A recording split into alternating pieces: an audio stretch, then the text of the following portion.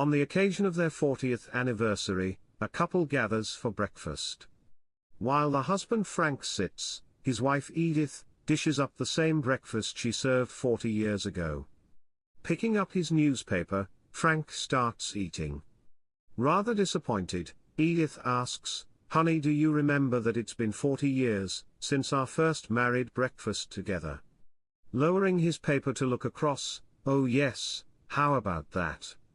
Happy anniversary, darling." Once again somewhat disappointed, Edith asks, "Do you remember anything special about that breakfast?" A puzzled look crosses his face. "You remember? We sat at the table eating our first married breakfast together naked," she reminded him. "Yes, of course," Frank responded. "I remember those were the days, but I didn't want to embarrass you bringing it up at our age." Raising the paper, he conceals his face once more. Several minutes pass, and Edith again speaks, "Honey." She waits until he lowers the paper. He's becoming annoyed but tries not to show it. "What do you think about repeating that day, just like we did 40 years ago, to celebrate our special milestone occasion?" Reluctantly he agrees, knowing he'll never hear the end of it, and they both go into separate rooms and undress. In their birthday suits, they return to the table, and he continues reading his newspaper. After a short time, he hears "Honey." He lowers his paper. When their eyes meet, he smiles. Edith tells him, "Oh honey, I'm getting that warm feeling again." Putting down the newspaper and looking lovingly across the table, "I'm not surprised, my love, you have one boob hanging in your coffee, and the other in your porridge." Edith looked a little embarrassed having this mistake pointed out, but Frank wanted to comfort her. "What did one saggy boob say to the other?" Edith smiled knowing his intentions. "I don't know, Frank, what did one saggy boob say to the other?" He put on a silly voice, "We better start getting some support around here, or people are going to start thinking we're nuts." They both sat laughing. After enjoying their breakfast and doing their normal routines around the house, they decided to go for lunch. They'd visit the village tavern in town. It held a special meaning for them, and Frank reveled in the bastardo del grappa served on toasted focaccia. Sharing a plate of stuffed mushrooms as their appetizer, Frank looks across at Edith. "I have a question for you." He looked at her with curiosity. "Ever since we had our 5th child, I've been bothered by the fact that he didn't look like the others." Edith began to look concerned. "Your answer won't change the fact that these 40 years have been wonderful, but I must know if he had a different father." While unable to look her husband in the eye, she confesses that he did. This shock of reality left Frank very shaken. Who was his father? As Edith tries to find the courage to tell him the truth, she drops her head again. Finally, she tells him, "It was you." This had been an unexpected bombshell, and the two sat in silence eating the last mushrooms. Their children were grown up now and they had a gluttony of grandchildren, and Frank reflected that on the whole, life had been good. The waitress brought their entrees, and Frank's mind replayed the countless experiences he'd had with Edith, many of which had started or ended at that very tavern. Taking another bite, Frank asked Edith if she remembered the first time they had sex over 45 years ago. "We leaned against the back fence behind this place, and I made love to you. I remember it well," she replied. "Let's stroll around there again for old time's sake." Edith leaned forward and whispered, "Oh Frank, that's a crazy but good idea." Sitting close by, a police officer overheard and chuckled to himself, thinking these two old-timers must be crazy having sex against a fence at their age. "I'll just keep an eye on them so there's no trouble." Assisted by walking sticks, the elderly couple walked along, leaning on each other for support. Finally, they reach the fence behind the tavern. Edith lifts her skirt and Frank drops his trousers. As she leans against the fence, Frank moves in and suddenly they erupt into a furious exchange of passion. For about 10 minutes, they're both making loud noises, moaning, and screaming. Finally, they collapsed on the ground panting. Astonished, the policeman thinks he's learned something new about life in old age. They struggled to their feet after about 30 minutes, and as they passed by he said, "Excuse me, but that was something else. You must have had an amazing sex life together. Is there a secret to this you can share?" While shaking, Frank barely manages to reply, "That wasn't a bloody electric fence, 45 bloody years ago." While on their way home, Edith asked Frank if he could stop at the nearby supermarket to pick up a few things. She decided to continue to the house alone. During lunch, she revealed something to Frank that had been closely guarded. It reminded her that she'd always wondered why Frank wouldn't let her look inside the safe, and today seemed a good time to do so. She would take the opportunity while Frank was at the supermarket to try and open it. Hurrying inside the house, she removed her coat, and opened the cupboard under the stairs where the security safe was hidden. In an attempt to unlock the door, she tried all kinds of combinations. Ironically, it was their 5th child's birthday, which was the magic number, and her heart raced at the sound of the mechanical unlocking. The door needed a firm pull to open it, and she peeked inside. Meanwhile, at the supermarket, Frank walked up to one worker and asked, "Excuse me, but could you point me towards the broccoli?" The worker replied, "Sorry sir, we're out of broccoli and won't have any until we get a fresh delivery in the morning." Picking up the crate, the worker headed toward the fruit aisle when he heard, "I'm sorry young man." He turned around and saw Frank asking, "Where's the broccoli?"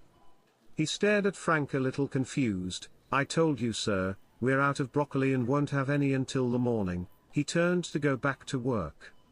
Several minutes later, Frank gets right up in his face and asks, "How come I can't find any broccoli?" "Do me a favor." Stepping closer to him, the worker asked, "How do you spell cat?" "Like in catastrophic." Saying each letter clearly, Frank told him, "CAT." The worker's finger pointed at him, nodding to indicate he'd spelt it correctly, and then he asked, "Okay, can you spell dog, as in dogmatic?" As soon as Frank heard him, he enthusiastically exclaimed, "DOG." "Excellent," the worker replied, clasping his hands together. "Okay, one more, how do you spell fuck as in broccoli?" Looking indignant, Frank abruptly replied, "There is no fucking broccoli." "Hallelujah," the worker shouted, "that's what I've been telling you, old timer." Outside the supermarket, Frank noticed 2 elderly men having a heated chat and wandered over to see what was going on. As he approached them, the younger looking of the two said, 60 is the worst age. You always feel you have to pee, but you stand at the toilet and nothing happens. That's nothing, Frank said. Wait until you get to 70. You can't even poop when you're 70. You take laxatives, then you sit on the toilet all day and nothing happens. The older of the two men retorted, "Well, actually, there is no worse age than 80. The younger man asked, "Is it hard for you to pee too?" "Not really, I pee every morning at 6 o'clock. I pee like a burst fire hydrant, no problem at all." "Are you having trouble pooping?" Frank asked. "As a matter of fact, I go every morning at 6:30, you could set your watch by me, I'm that regular." Feeling annoyed, the younger man chimed in, "I want to make sure I understand this. You pee and poop every morning at 6 o'clock and 6:30, so what's the problem?" "Well," replied the older man, "I don't wake up until 7 o'clock." Laughing almost uncontrollably, Frank nearly dropped his shopping bag that had the bottle of champagne he wanted to share with Edith later. "Have a good day, fellas." A short time later, Frank got home minus the broccoli, and Edith approached him with a quizzical look on her face. "I've looked in the safe, I know you told me I shouldn't, but I decided today was the day. There's £40,000 in it, and 3 eggs. Why on earth do we have 3 eggs in our safe?" Placing the shopping bags on the counter, Frank replied, "I'll be honest with you. I've not always been a faithful husband, my love. Every time I strayed with another man's wife, I put an egg in the safe. Edith thought about this for a moment. Well, I suppose I can't grumble at 3, in all the years we've been together. Frank shrugged. No, but I sell the eggs every time I get a dozen, and that's where the money comes from. During the next few days, tensions between Frank and Edith were high, so Frank made an appointment with his doctor. While sitting in the waiting area, he heard everything taking place inside the doctor's examination room. Everybody in the waiting area seemed to be sniggering at the obvious mistake the doctor had made leaving the intercom on. In his familiar dulcet tone, Dr. Lambert asked, "What seems to be the problem, Mrs. Jones?" "It's my daughter Mandy," the woman replied. "She has these weird cravings, and she's gaining weight. Most mornings she wakes up feeling sick." Everyone listened intently to the doctor shuffling around and assumed he was giving Mandy a thorough examination. "Mrs. Jones," they all heard over the intercom, "I don't know how to put this delicately, so I'll just come out and say it, your Mandy is pregnant. I'd estimate about 4 months." A chair was heard screeching across the floor. "There's no way Mandy could be pregnant since she's never ever been left alone with a man, have you, Mandy?" They all sat transfixed, just waiting for Mandy to respond, then the sound of a younger woman say in a butter wouldn't melt kind of tone, "No, mother, I've never even kissed a man." After a few seconds, the door opened and Dr. Lambert walked across the waiting area, and stood staring out the front window. Minutes later, the mother emerged from the examination room and asked the doctor, "Is there anything wrong?" Without turning his head, Dr. Lambert replied, "Not really, Mrs. Jones. It's just the last time this happened, a star appeared in the east and 3 wise men came over the hill. I'll be buggered if I'm going to miss it this time." Laughter erupted as Mrs. Jones hurried back into the examination room and urged Mandy to come with her immediately. The doctor realized his intercom mistake and hurried back inside to turn it off. Several minutes later, he opened his door and called out to the waiting room, "Frank Summers."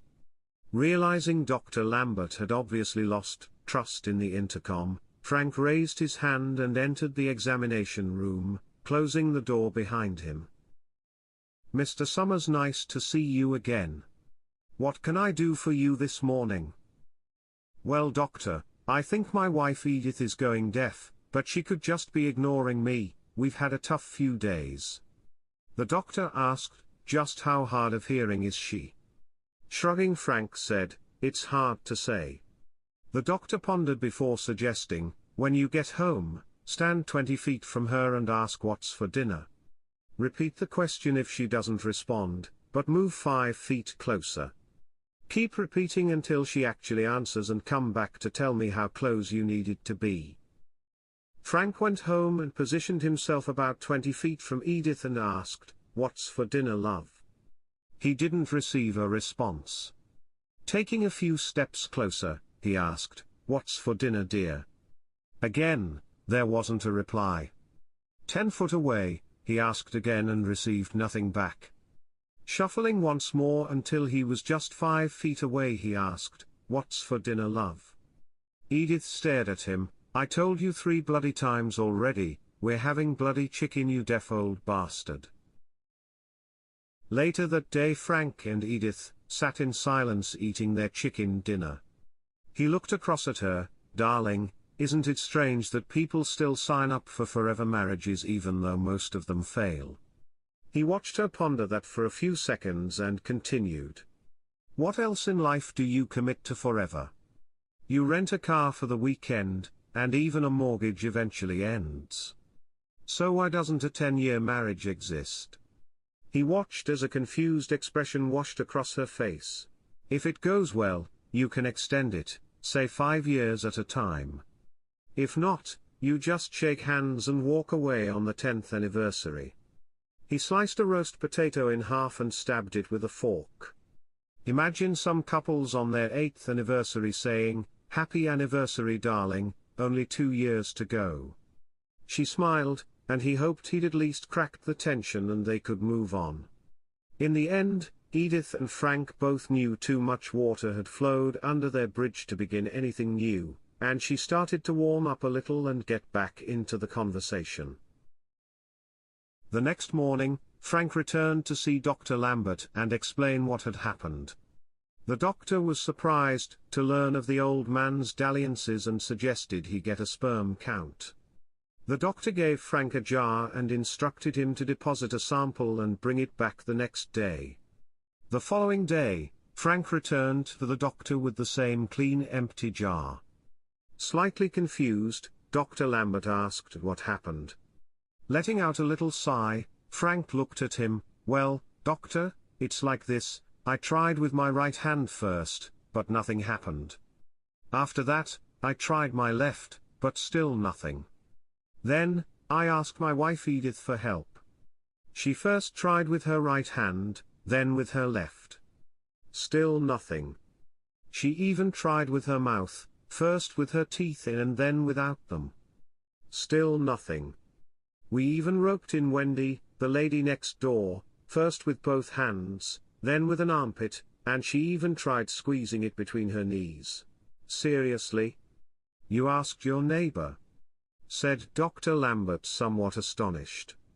"Yes, we're all getting on a bit and none of us could get into that bloody jar." Dr. Lambert chuckled, picked up another sample pot and loosened the lid to make sure the second attempt would turn out better. He passed it to Frank and asked him to try again, and escorted him into the waiting area, but took his time, as Frank used a walking stick to help with his balance. Frank waved goodbye and the doctor noticed Mrs. Taylor sitting waiting for him. The doctor beckoned her into the examination room. The previous week, Mrs. Taylor visited him, complaining about terrible gas problems. He remembered her saying, "My farts are always silent, but they never ever smell. I probably farted 15 times since I've been here and you didn't even notice." He chuckled to himself, remembering her describing the problem. He'd given her a prescription, and told her to take the medicine twice a day and return in a week. Mrs. Taylor took her seat and edged it closer toward the table, in a quiet but slightly irate tone. "I don't know what the hell you gave me, but my farts are now the silent but deadly kind. They stink up the place." "Excellent. Now that we've cleared your sinuses, we can work on your hearing." Scribbling away in that almost illegible way that doctors do, Dr. Lambert noticed Frank standing outside at the bus stop talking to a large family. Frank had been amazed to learn that this young family had 9 children and their parents, Mark and Janet, weren't even 35 years old. "You two have been super busy," he remarked. When the bus pulls up, they realize there's only room for the 9 children and their mother Janet. Having no choice but to walk, Mark and Frank set off on foot. Using his walking stick to steady himself, the constant tapping sound on the pavement begins to irritate Mark. "If you put some rubber on the end of your stick, we'll not hear that annoying sound anymore." Enraged by this suggestion, Frank shouts, "Oh, shut the hell up. If you'd have put a rubber on the end of your stick, we'd both be riding the bus." Frank decided to break up the walk home by going into his local, the Moody Cow. After ordering a pint of mild, he saw a man he knew called Derek, drinking alone at one table and joined him. "Aye up, young man, what brings you here so early?" Staring into his pint, Derek told Frank he'd had a bit of a bust-up with his wife Jenny over breakfast. "Oh boy, I can understand that kind of problem, but Jenny's a lovely girl, so it can't be that bad," he says with a roll of his eyes. "Well," said Derek, "I pinched her on the bum while she made the tea this morning. I only made a harmless remark by telling her we could lose those awful control top knickers if she firmed up." When Frank heard this he winced. "She wouldn't like that, my boy." After taking a sip from his glass, Derek said, "She didn't say anything, but when we sat down at the kitchen table, I gave her a little tweak on the old sweater cannons and said, if you firmed these up, we can get rid of those damn ugly support bras." Derek noticed Frank's look of shock as he sat there speechless. "I know, I went too far. Well, she grabbed my Chuck Dickens under the table with a vice-like grip and said, "If you firmed this up, we can lose the gardener, the postman, the Amazon delivery guy, and your brother," and stormed off. With a gentle friendly tap on the shoulder, Frank said, "Derek, did you know a recent scientific study discovered beer contains small amounts of female hormones?" Derek scoffed at this. "This is true, I swear. Their theory was proven by having 100 men drink 12 pints of beer each. Do you know what they discovered?" Derek batted his eyes. "Tell me, Frank." "Well, according to their results, 100% of those men, after drinking 12 pints of beer, began talking utter nonsense and were completely unable to drive." The two men sat there grinning, and the mood lifted just a smidge. The customer doorway to the Moody Cow opened rather abruptly and a middle-aged man walked in. He passes Frank and Derek sitting at their table and takes a seat at the bar and orders himself a double Scotch straight. Terry, the barman, reaches up for a clean glass, throws in a few ice cubes and plunges the glass under the optic attached to a fresh bottle of Johnny Walker. As Terry's doing this, the man reaches down into his coat pocket and takes out a miniature piano and sets it on the bar. Next he reaches into his other pocket and brings out a real 1-foot-tall man and places him directly beside the piano. Frank and Derek look across at one another in wonder, seeing this tiny fellow standing on the bar. The micro-sized man sits down and begins to play, and they're all amazed to see this pygmy playing one of Mozart's greatest sonatas right before their eyes. Terry puts the glass of scotch on the bar in front of the man and asks, "Where did you find this magical mini-musical sensation?" He took a sip of his drink and put the glass down on the bar before answering. "There's a genie out front right now, offering a single wish to anyone who approaches him." He hadn't even finished his tale when Terry raced outside. Suddenly, the pub doors burst open and swarms of ducks flew inside. Ducks of every variety, from mallards to Welsh harlequins and every type in between. Just moments later, Terry kicked open the door and stood, pointing at the man. "Why the hell didn't you tell me that Genie has a hearing problem?" Literally spitting feathers, I wished for $1,000,000, not 1,000,000 ducks. Swiveling around on his chair, the man turned to Terry, "Did you really think I wished for a 12-inch pianist?" Deciding he'd had enough fun for one day, Frank wished Derek luck with his fence mending and stepped outside. Giving way for a few ducks, he noticed a middle-aged couple talking to the genie. He assumed they were deciding what their wish was going to be. It was the woman who asked the genie to cure their ailments, and the genie had agreed. To avoid any doubt, because he knew he tended to mishear, he asked them to place their hands on the area that needed his attention. Having a sore throat that she couldn't seem to shake, the woman placed her hands on her neck. Gazing at his wife, the man placed his hands on his crotch. The genie shook his head. "I'm sorry, sir, I can truly work miracles, but I cannot raise the dead." When Frank finally reached home, he called out to Edith to tell her he was back. He popped into the bedroom and put his comfy trousers and slippers and stood looking at himself for a moment in the mirror. Returning back to the kitchen, Edith made him a cup of tea and was getting dinner ready. Frank picked up his cup and took a sip of the hot tea and burned the tip of his tongue. "Edith, my love, I just stood in our bedroom looking at myself and guess what I saw?" Edith was a little busy to think of a witty response. "No, love, what did you see?" Frank looked across at her. "All I saw was an ugly fat old man looking back at me." He sat there looking a little despondent, and she figured he was fishing for some form of compliment to lift his spirits. Edith reached out and touched his arm gently. "Oh honey, your eyesight seems to be 20/20, for a man your age." She picked up a dish of rhubarb crumble and popped it in the oven before taking off her pinny and heading off to the next room where their granddaughter was sitting. In the living room, Edith sat down next to Fiona, who was reading a magazine. Despite being the baby of the family, Fiona had just turned 30. Why do you look so gloomy, sweetheart? Fiona sat upright on the sofa and put down her magazine.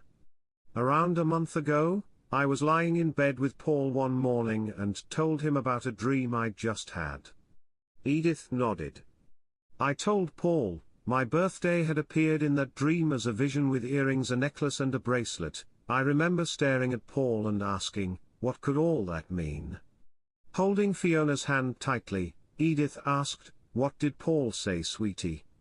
He just smiled at me and said, be patient, wait and see. Edith asked, well, you just celebrated your 30th birthday a few days ago.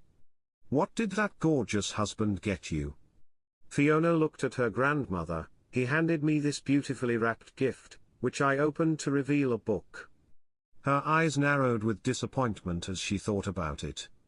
He leant across and turned it over to reveal the title, How to Interpret Dreams. Oh dear. You have to try and see the funny side, Edith said. Why don't you send him a romantic message on your phone, like you read in those love stories in your magazines? Fiona thought about it for a moment before reaching for her phone and starts tapping away. She writes, if you're sleeping, send me your dreams. If you're laughing, send me your smile. If you're eating, send me a bite. If you're drinking, send me a sip. If you're crying, send me a tear. Remember always I love you. Fiona shows her the message and Edith is excited. They sit calmly waiting for the response, which arrives moments later. Fiona opens the message and reads out loud, I'm sitting on the toilet, please advise. Feeling exasperated, Fiona replies to Paul, it doesn't matter, but make sure you buy vegetables on the way home. She also added a line saying his friend Sarah was at the house. In an instant, she received a response, Sarah who? She chuckled and texted, no one, I was just checking to make sure you read my messages, so please remember to buy vegetables. Moments later, she received a reply from Paul and had that warm cozy feeling wash over her. The message read, I was so surprised when you said Sarah was there since she's here with me. Feeling panicked and upset, she responded, with you. Where are you? In a flash, he replied, at the supermarket, honey. She jumped up, ran to the hallway and threw on her coat. She rushes a message saying, wait there, I'm on my way, and kisses her grandparents goodbye before racing off in her car. Fiona arrives at the supermarket 10 minutes later and texts Paul, where the hell are you? She paces up and down the aisles, she fumbles at her phone, trying to open the new message from her husband. I'm at work, my love, but now you're at the supermarket, would you do me a favor and pick up the vegetables? After doing a little shopping, Fiona drove over to High Hopes Junior School to pick up her son Johnny, as it was nearly the end of the school day. Her little boy was doing great in Year 6, and she was so proud of him. His father Paul had driven Johnny to school in the morning, and he'd asked his dad for a new bike for his birthday. His father replied, we have a £300,000 mortgage on the house and things are not looking good at work. Sorry son, we just can't afford one right now.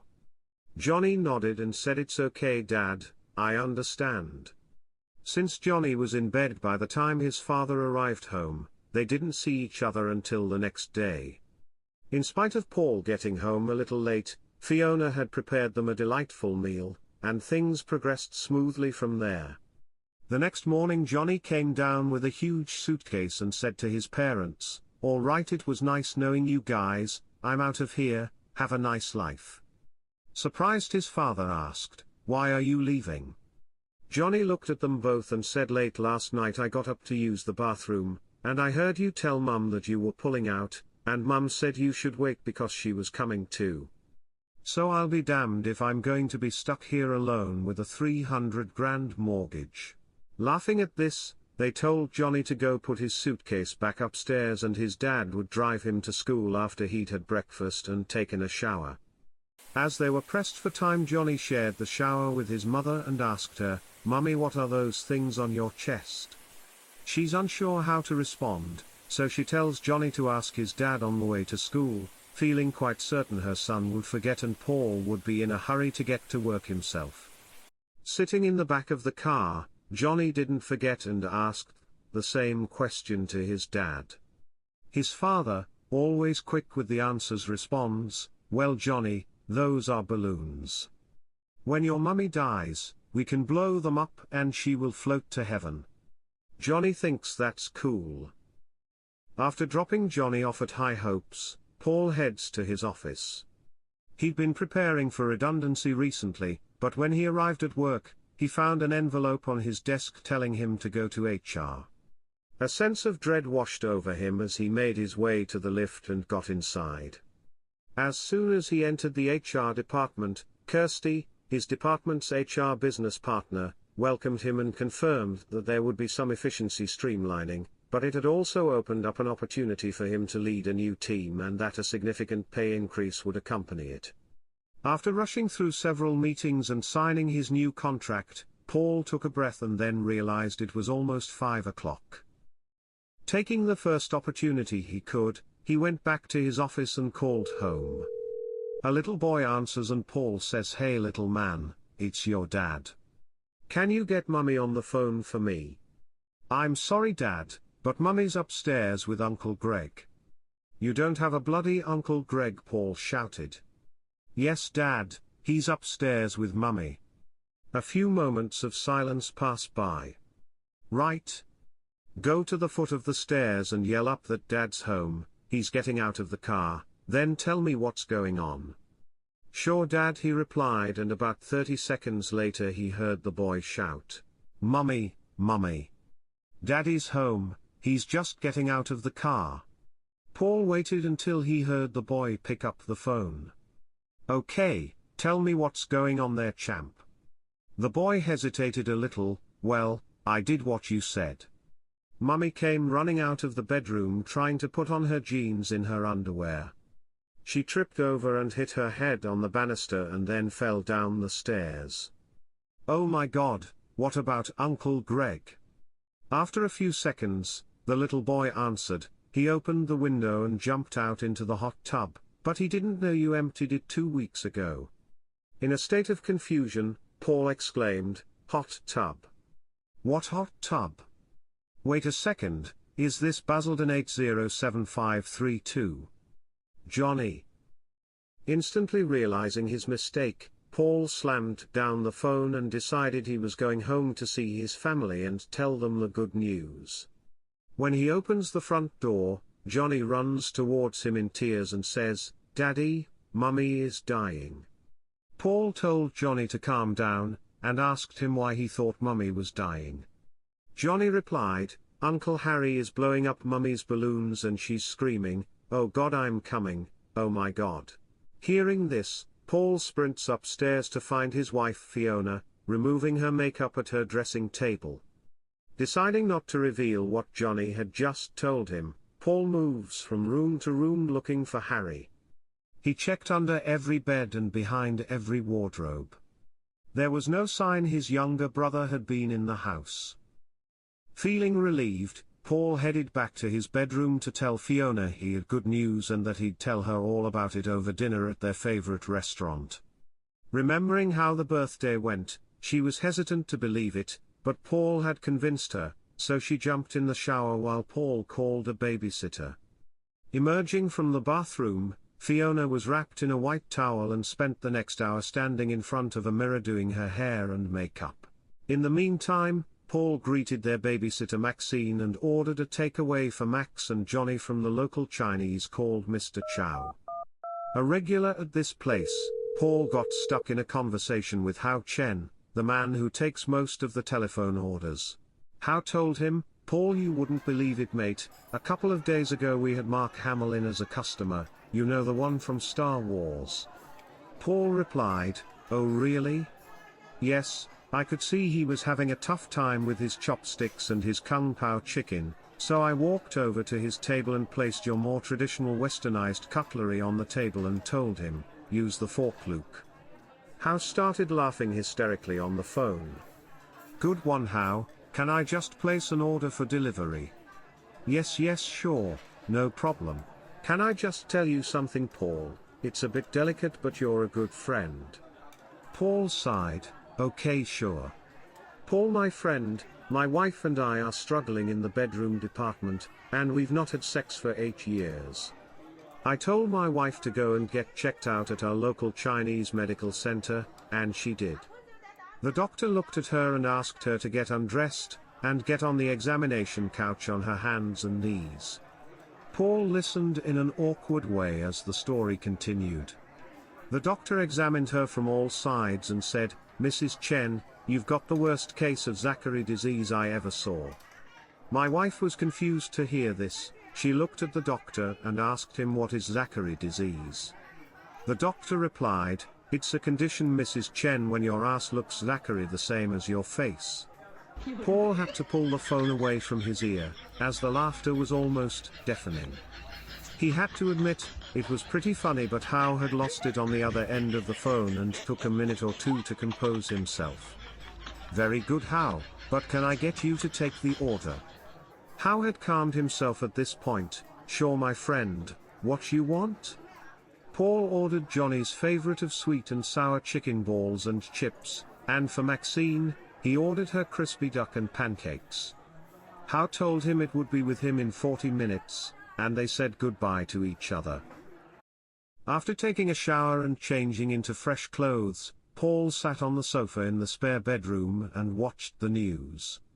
Seeing Fiona move back to the bathroom, he knew that she was nearing the end of her makeup and hair, which would lead to her serious condition of blindness. As he sat there listening to the news stories of the day, all he could hear was there's nothing to wear, nothing, nothing, nothing. Every so often she'd come to see Paul, holding something up and ask, what do you think? He'd look at it and say, it's beautiful, you should wear it. Almost always she'd respond, you're just saying to hurry me along. About this point, Paul had reached the limit of his patience and sarcastically replied with what he was actually thinking, yes, you're right, I really don't care. Dress in a black sack, it doesn't matter. Let's just try to get to the restaurant before they have another change of ownership. The amazing thing was that her vision returned so quickly once she was finally dressed, because she'd look at Paul and say, oh no, you're not going out wearing that. Standing up, he'd say, no, of course not, this was just my practice attempt, silly, anyway these clothes went out of style while I waited for you. Paul and Fiona eventually found something that worked for both of them and drove the short distance into Basildon. They parked at the Enya restaurant and Paul led his beautiful wife inside. They ordered a bottle of house white and settled in at their table. Paul's news delighted Fiona, and she was excited that Johnny would indeed get a bike for his birthday. The evening flowed effortlessly. In the midst of ordering dessert, Fiona looked across at Paul and said, why did you marry me, darling? Paul thought about it for a moment. You remember when we were dating? I had 2 other girlfriends. I have to admit it was difficult to decide which one to settle down with and marry. As a test, I gave each girl £5,000 to see how they spent it. Oh my God, I had no idea that money was a test, Paul, Fiona said, clearly shocked to learn this. Paul nodded and continued, the first girl, Anna, went out and got herself a complete makeover, and some new hot outfits, and told me that she spent the money to make herself look even more pretty for me, because she loved me so much. Fiona was starting to wish she hadn't opened this box.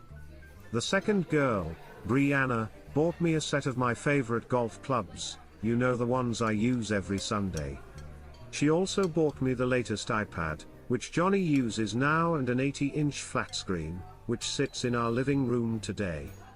Brianna told me she bought these gifts for me because she loved me so much. Fiona definitely regretted asking now. Darling, you were the 3rd woman and you invested in the stock market, and doubled the money I gave you. After returning the original £5,000 to me, you reinvested the rest and told me that you were investing it for our future, because you loved me so much. Fiona thought about it for a moment and was pleased Paul had chosen someone who was wise with the money, "So you fancy the smart ones, do you?" she playfully asked her husband. "I thought long and hard about it, I have to admit. But when it comes down to it, sweetheart, I decided to go with the girl with the biggest boobs." Fiona spotted their waiter and called him over. "Can you cancel our dessert and bring him the bill?" She stood up, picked up her coat and walked outside. In silence, Fiona drives them both towards home. The feeling that Johnny might have been right about Harry lingered in his mind, and he still had a niggling doubt about Fiona. She pulls in at Paul's best friend's house and tells him, "Get out, stay with Craig tonight, I've had enough of you." Paul gets out of the car, and just as he carefully closes the door, she zooms off down the road. Fiona knew he loved that car and it would annoy him to see it being driven this way. Paul stepped up to the front door and rang the doorbell. Nancy, his wife, answered and told him Craig was out but he could wait inside. It hadn't been easy for Paul to get along with Nancy over the years. She was a born-again Christian. She'd yelled at him the last time they saw each other, and she told him he was a terrible influence on Craig because he'd called her a bad name. During the heated conversation, he'd asked, "What do you mean? Did he call you a bitch?" The look of disgust on her face when she replied, "No, Paul, he didn't use the B word." "Oh no, did he use the C word then?" But this lit the blue touch paper, and she angrily shouted no. Paul took a step back and reassured her, "Whatever Craig said, trust me, it didn't come from me." Paul sat down at the kitchen table and Nancy made him a coffee. "Nancy, do you know the real reason women lead happier lives than men?" He didn't wait for her to respond. "It's because most of them don't have wives." She held back from saying anything and just wiped down the kitchen counters. Paul asked, "You're a Christian, aren't you? God promised man that good obedient wives would be found in all four corners of the earth. Why did he go and make the earth round?"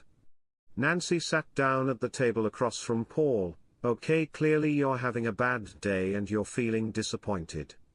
But do you want to know what genuine disappointment is?" Paul felt intrigued by this. Imagine yourself running around in the noddy with your John Thomas standing to attention. Imagine you run fast into a brick wall and the first thing to hit the wall and break is your nose. Now that's a true disappointment. Nancy obviously gave as good as she got, he thought. "You know, Paul, women respond to problems differently to men.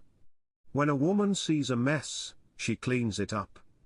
A man, on the other hand, announces a mess when he sees it." She tries to mimic Craig's accent. "Nancy, the dog just threw up on the stairs." She switches back to her voice. "Okay, Craig, I'll be there in a second. Try not to do anything about it."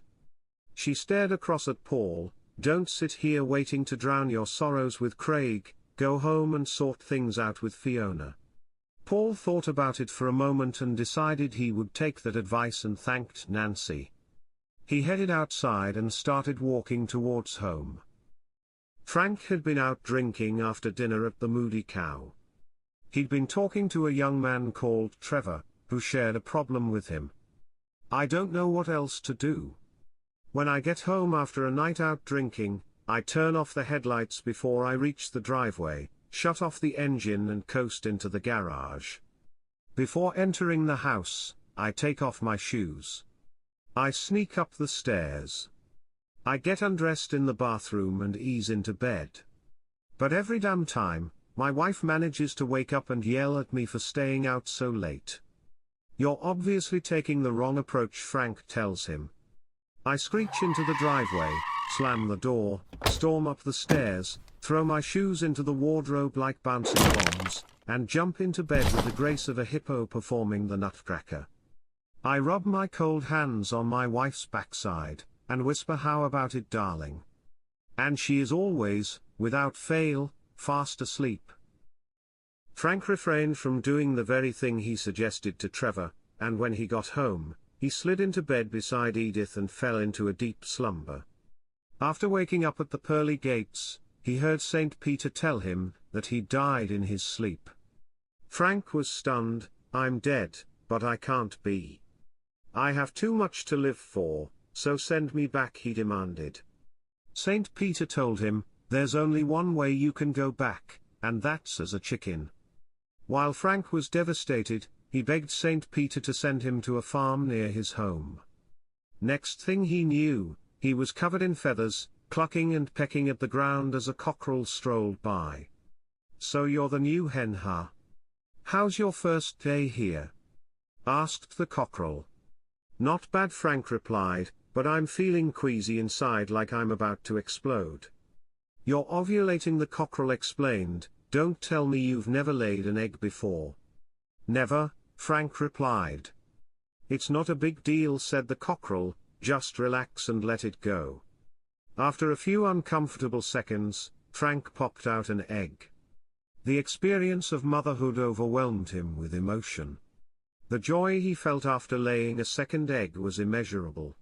In the middle of laying his third egg, he felt a smack on the back of his head and heard his wife yell, "Frank, wake up, you shit the bed." After taking a shower, he heard Edith talking on the phone downstairs. He reached for his robe and made his way to the kitchen. Edith was finishing her call and she told Frank that she'd been talking with Fiona.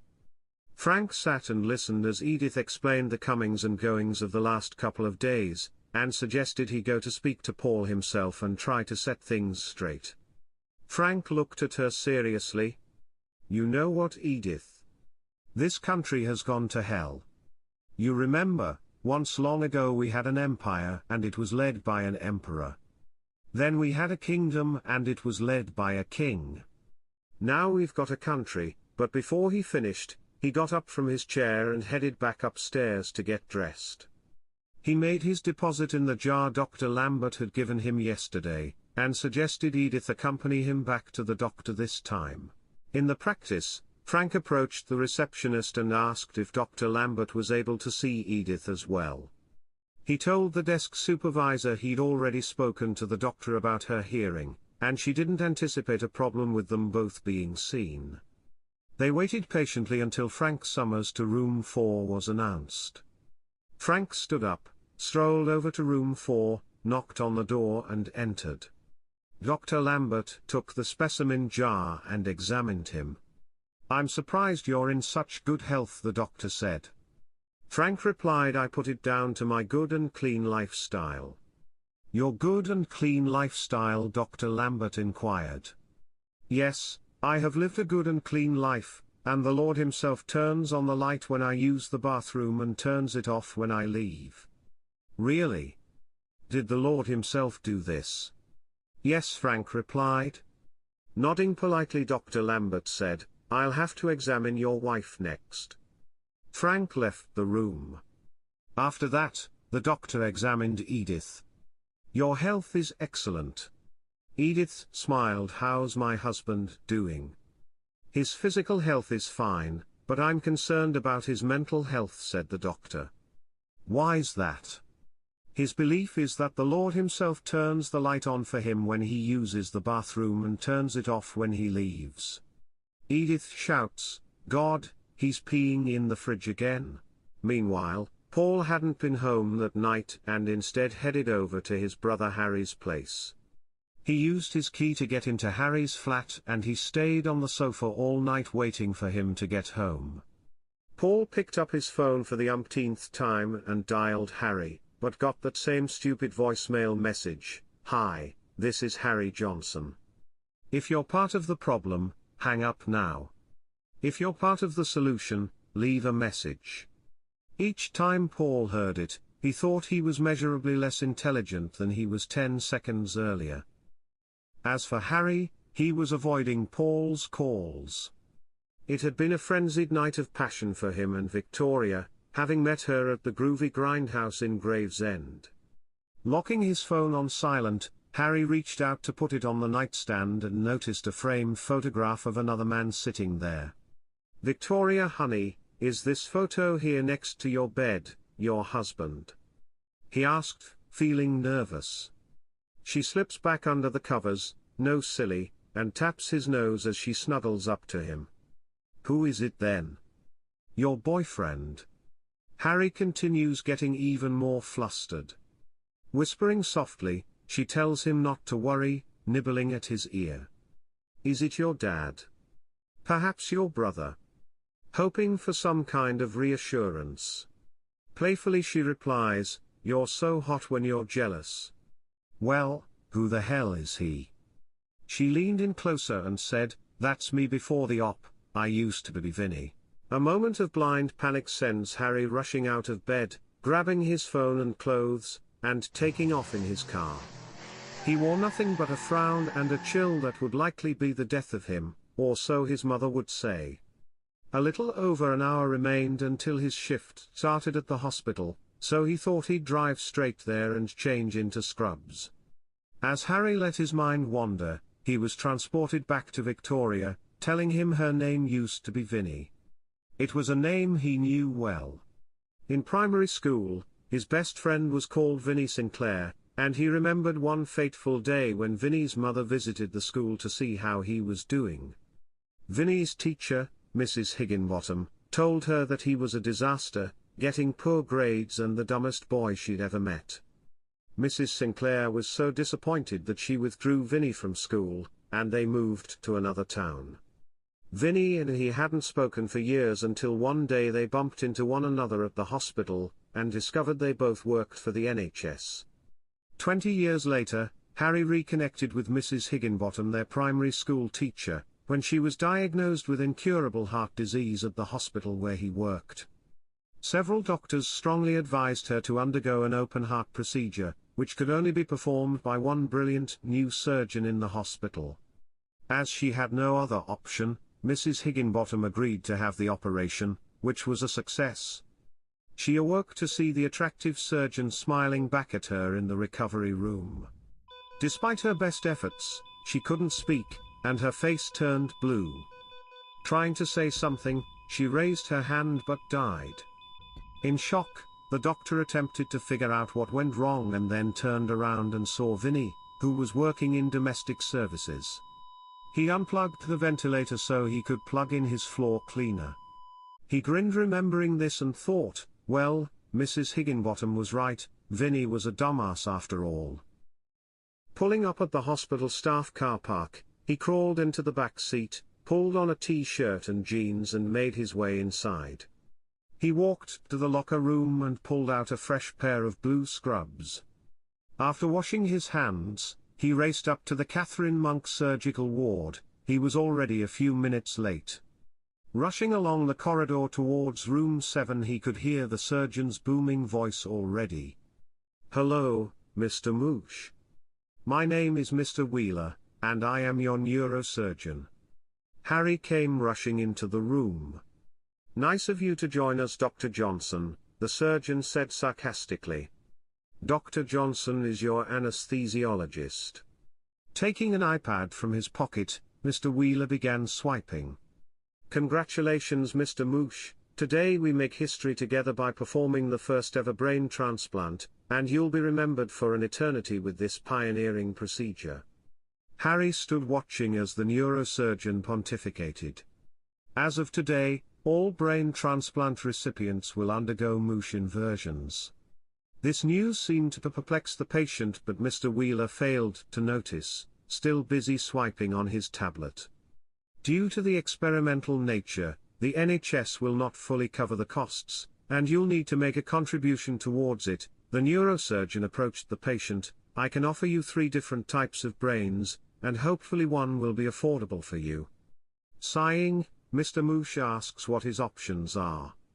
"Firstly, there's an engineer's brain, which costs £100 per 50 grams. Wheeler reviewed his notes. "The next option is a scientist's brain, but it's going to cost you £200 per 50 grams. Hearing these figures, the patient shook his head. "What's the last option?"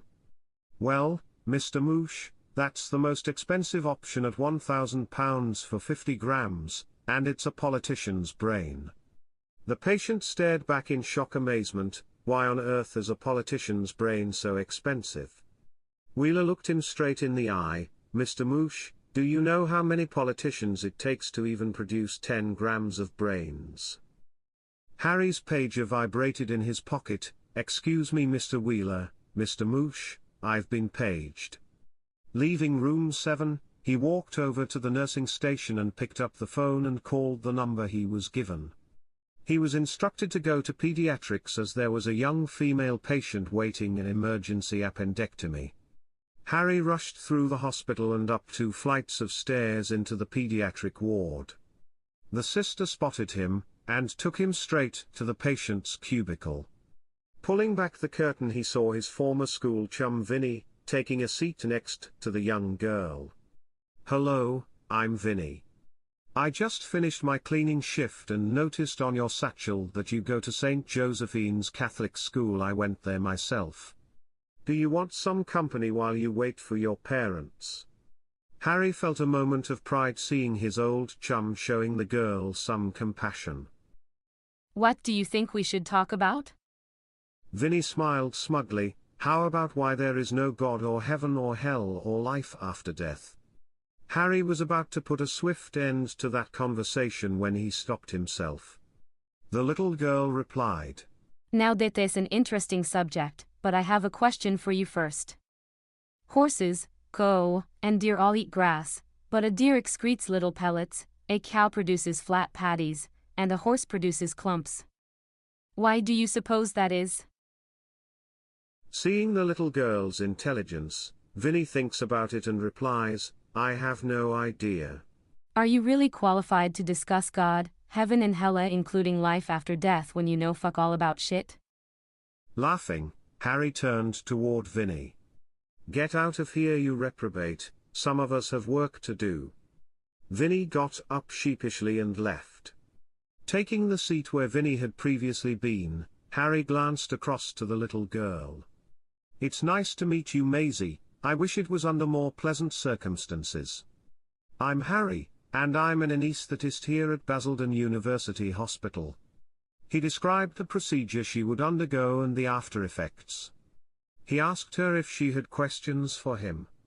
A cheeky smile spread across Maisie's face. 3 golf clubs go into a pub. The pitching wedge orders a pint. The putter orders a pint, and the 3rd club orders a glass of water.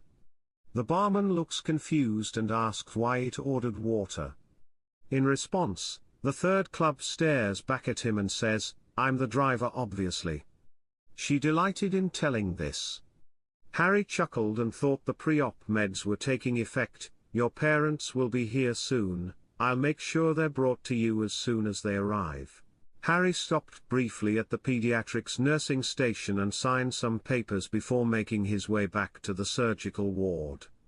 As he made his way along the ward corridor, a man called out from one of the beds, "Doctor, you need to check my leg. Something's wrong. Just put your ear up to my thigh and you'll hear it." Putting his ear to the man's thigh, Harry heard, "Please, give me £20. I've never seen or heard anything like this before. How long has it been going on?" "That's nothing, put your ear to my knee," the patient replied. When Harry put his ear to the man's knee, he heard it say, "Man, I really need £10, just lend me £10. Harry was dumbfounded by what he heard. "That's not all, just put your ear up to my ankle," he urged. When Harry did as the patient said, he was amazed to hear his ankle ask for £5, to lend it £5. "It's difficult for me to know what to tell you. Based on my experience and my knowledge of life, I can make a well-informed guess. Your leg appears to be broke in 3 places." Harry's pager vibrated once more, and this time Paul's number appeared. He walked over to the nursing station and picked up the phone and dialed. "How's it going, mate? I got into a fight with Fiona yesterday, and now I can't find her. I stayed at your flat last night and when I got home this morning, Maxine, our sitter, was still there and there was no sign of Fiona." His voice was worried. "Oh mate, I'm sorry to hear you two have been fighting. Have you checked with any of her friends?" Harry asked. Yes, and the family has not heard or seen her, and Johnny is already picking up on things I don't know what to tell him. As Harry contemplated this, maybe you should report her missing, the earlier you do so the better. I suppose you're right, Paul sighed and hung up. Paul looked down at his phone and apprehensively dialed 999. Which emergency service do you require? Police, please. Connecting you now, sir. Police Emergency Services, my name is Geeta. Can I start by taking your name? It's Paul. Okay, Paul, why have you called us today? I need to report my wife Fiona Johnson missing. She disappeared last night and I'm very worried. Don't worry, Paul, let me get a few details. I'll need a description of Fiona. How tall is she? For a moment, Paul hesitated. Oh, I'm not sure, maybe 5 feet 6. After entering those details, Geeta asked. What about her weight? Searching again to find an answer, he mumbled, I don't know, she doesn't look fat, but she's not thin either, can we say average? Trying to remain impartial and not judgmental, Geeta entered some information into the computer. What color eyes does Fiona have? For a moment Paul contemplates, they could be green. No, I think they're more blue. Oh? Grey, to be honest I haven't ever really noticed. While fighting the urge to reprimand Paul, Geeta asked. What's the color of Fiona's hair? This time his response was much more assured, well it changes all the time. She's always coloring and restyling it. This week it could be red or brunette or blonde. It could be any number of styles, it's hard to say with any degree of certainty.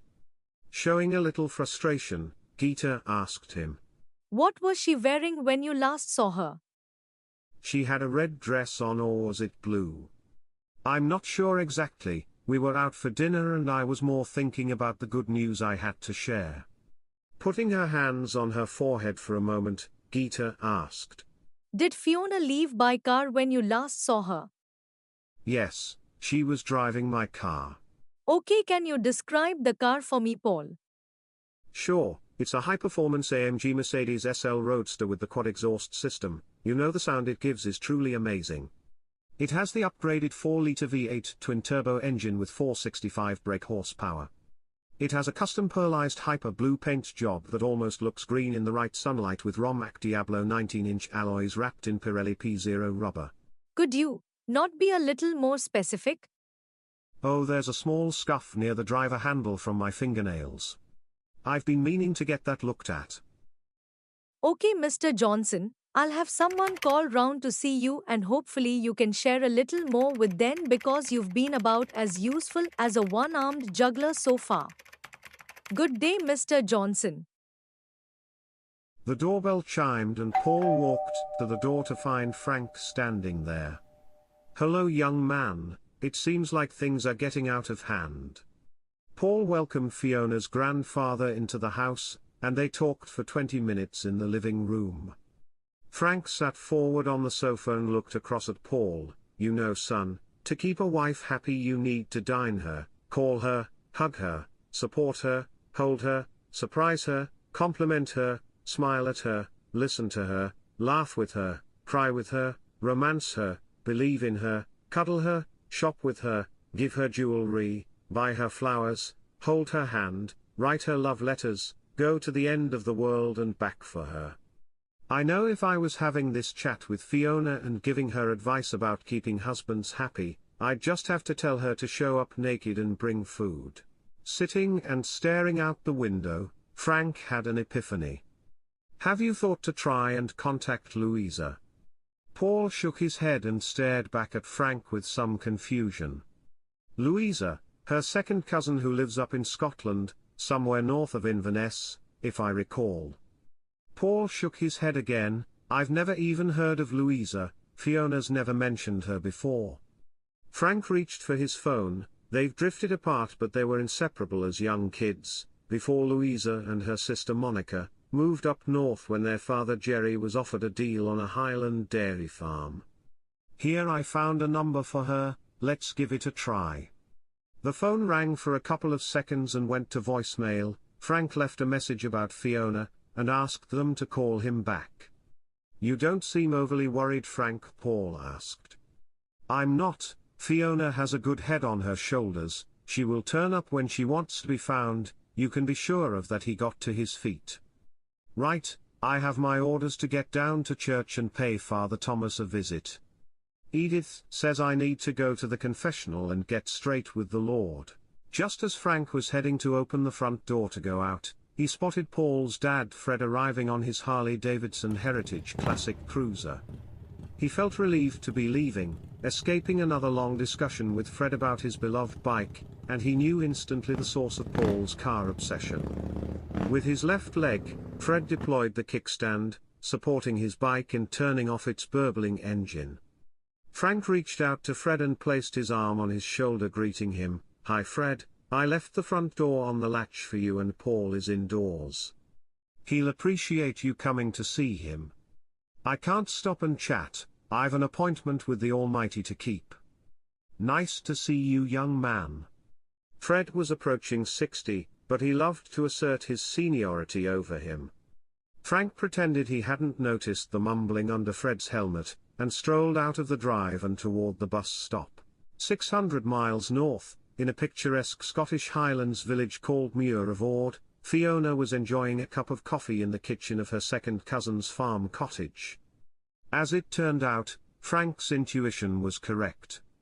Louisa and Monica inherited the family farm after their father Jerry died. Denise, their mother, was still with them but was beginning to show signs of dementia. Monica, who was 28 years old and a blonde, was 8 years younger than Louisa, a brunette. Monica was living there with her son Sammy and her husband Mark. So the cottage was already a little on the full side. After being soaked through all morning from the rough weather, Louisa came in from the rain. "It must be tough living up here," Fiona told her. As Louisa removed her wet jacket, she reached for a towel and wrapped it around her head. "It's improving a bit. We ran into some financial difficulties a year or so ago and decided to breed our cattle, but we needed to buy a bull first to keep the bank off our back." Fiona flipped the switch to boil the kettle. "I found a perfect bull on a remote farm in Mungersdale, on the west coast, but they had other buyers in mind. Monica was out getting supplies with our farm truck, so I left a note on the table telling her where I'd gone and I'd call her if it was the right bull for us. That way she could come and get me with the trailer." Fiona reached for a mug and added a peppermint tea bag and piping hot water from the kettle. She sat back down and placed the mug in front of Louisa. "Cheers, my dear." Louisa continued the story. "Mungersdale is over 3 hours away by train, but fortunately, the people who owned the bull were there to pick me up and take me to their property. It didn't take me long to figure out the bull was perfect. He's called Spot, and you can just barely see him through that window." Fiona grinned. "I was told that the bull costs £599 and that they won't accept anything less. Fortunately, I had £600 on me, so I handed it over and tried to reach Monica, but my phone was unresponsive. Apparently, there are no masts in the area and it's a black spot. The bad weather had knocked out quite a few phone lines in the area, so they suggested I send a telegraph from the local town instead. They drove me into Mungersdale, parked at the post office, and I walked inside." Fiona shook her head. "I never would have thought about sending a telegraph." "I know, right? It's a good thing we didn't send the blonde sister on this mission. I told the post office clerk I needed to telegraph my sister that I had bought a bull, and she needed to drive out and pick us up. The clerk explained that each word costs 99 pence. I spent almost all of my money on the bull, and I had only enough for one word. After some thought, I asked the clerk to send the word comfortable. I could see him looking incredulous at me and asking how she would understand that message. In response, I laughed and said my sister is a blonde, so she isn't very good with long words. She will read it slowly by breaking it down into syllables. It will sound like comfortable to her, and she will understand." Laughing, Fiona got up to let Bernard out, the family dog. It was still raining stair rods. Back in Basildon, outside the church of St. Basil the Great, an old man wandered in and made his way into the confessional. "Father, I'm an 80-year-old widower with 11 grandchildren. I met 2 beautiful flight attendants last night, took them home, and made love to them twice." Father Thomas turns and asks, "Well, my son, when was the last time you went to confession?" Shrugging, the old man said, "Never, I'm Jewish." A little confused, Father Thomas asked, "Why are you telling me then?"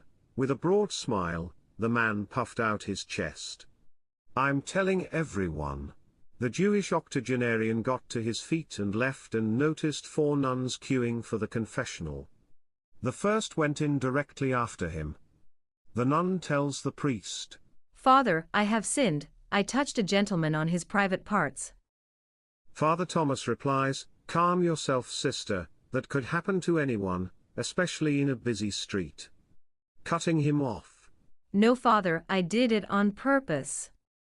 Father Thomas sighed and told her to say 5 Hail Marys and 5 Our Fathers and wash her tainted hand in the holy water on the way out. The second nun enters the confessional and says, "Father, I have sinned. I touched a gentleman's private parts with both of my hands." This time Father Thomas rolled his eyes but again tried to offer her some comfort, saying accidents happen. But the nun said it was no accident, she did it on purpose. So Father Thomas frustratingly told her to say 10 Hail Marys and 10 Our Fathers and wash both tainted hands in the holy water on her way out. Witnessing these events, the 4th nun turned toward the 3rd and asked if she could take her place next in line. The 3rd nun asked her why. "Well, I don't want to have to gargle that holy water after you've sat in it." A short while later Frank made his way into St. Basil's and strolled into the confessional, making the sign of the cross as he did so. "Bless me, Father, it's been a long time since my last confession, this may take a while," he said. "Jesus, I just can't get a break today," thought Father Thomas to himself. "What do you want to tell me? I've strayed from time to the wrong side of the law. I knew this gangster, Francis Four Fingers was his name, because he had his trigger finger shot off. He hired a deaf accountant, so they wouldn't overhear his other dealings." Father Thomas was intrigued to hear this story. "Go on, please continue, my son." Over time, Francis noticed large amounts of money disappearing from his account and suspected the accountant was stealing. He brought me in as an interpreter and asked me to sit down with the accountant and shouted, "Tell him, I want to know where the goddamn money is." I nodded, turned toward the accountant and signed out a question to ask where the stolen money was located. He looked blankly at me. "I have no idea what money you're talking about."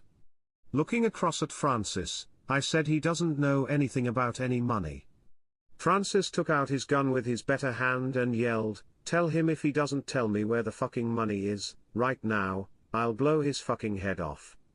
In a sweat, that accountant signaled to me, the money was in a duffel bag in his cousin's garage. Francis was eager for my translation, and I looked and said, "He doesn't think you have the balls to pull that trigger."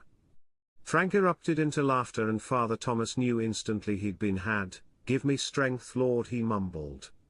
"Have you just come here to waste my time, or do you have anything you really want to tell me?" "No, Father, I told my wife Edith, God love her, I'd come to confession, and I have done. I'll bid you good day, my good man." Father Thomas leapt to his feet, yanked open the door to the confessional, and saw Frank disappearing towards the front door of the church, passing Mrs. Butters on his way out. Mrs. Butters approached him. "Father Thomas, I'm so glad I found you. I know you're a fellow aviculturist, and I wanted some help with my 2 female parrots. They can only seem to say one thing."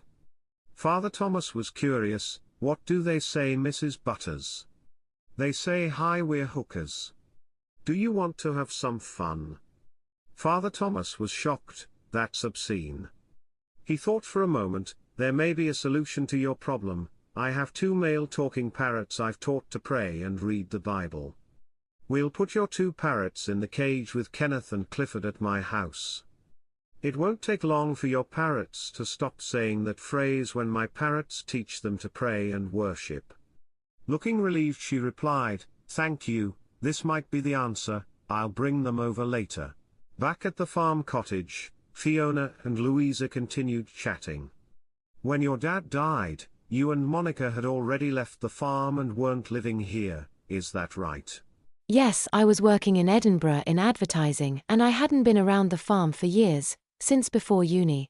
Monica was down in Glasgow working in the bars, and she'd been down there for at least 10 years herself.